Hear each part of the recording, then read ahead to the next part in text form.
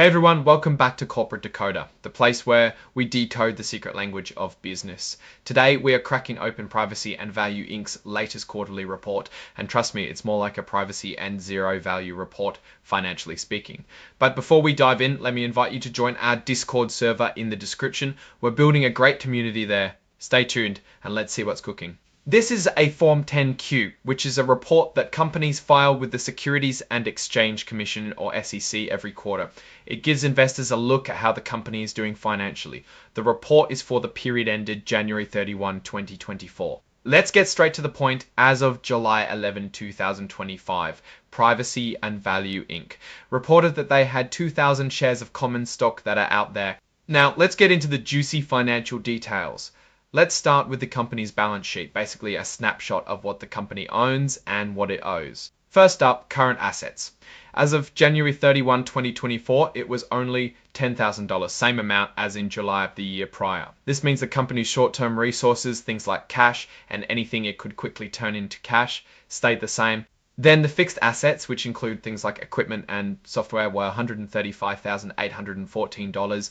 It was $123.14 in July of the prior year. This increase here is due to additional investment into software, which went from roughly $119,000 to $131,000.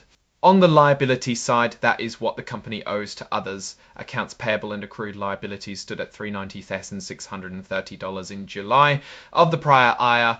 Finally, it is worth mentioning that the company has an accumulated deficit, a total loss of $20,807,352. That's a slightly bigger hole than the 25 times to 70 bigger hole than the $20,085,116 they had last July. Now let's look at the statement of comprehensive loss, or how much money the company lost. This is key.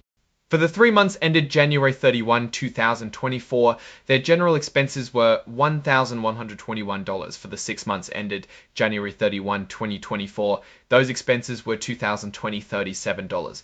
That translates directly to a net loss. We're talking about a loss of $1,121 for the quarter and a loss of $2,237 for the 6-month period.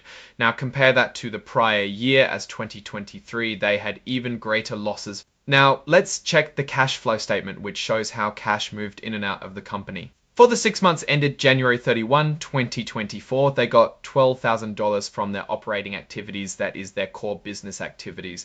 This contrasts with the prior year, in which they got only $1,082 raw. They put $12,000 into equipment and software. They also had spent money the prior year, but it was much less at $1,173.